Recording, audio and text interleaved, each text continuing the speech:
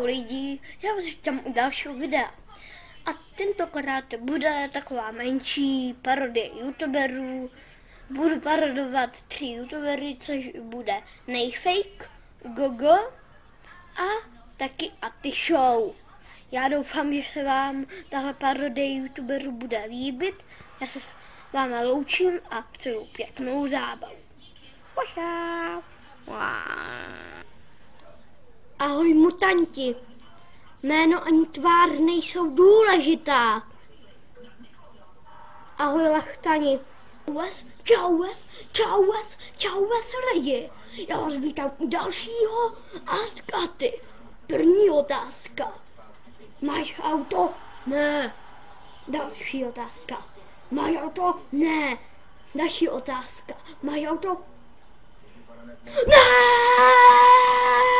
Čau lidi, já doufám, že se vám parodie youtuberů líbila. Omlouvám se, že jsem na začátku řekl, že budu parodovat i Goga, ale to už jsem neviděl, jak naparodovat.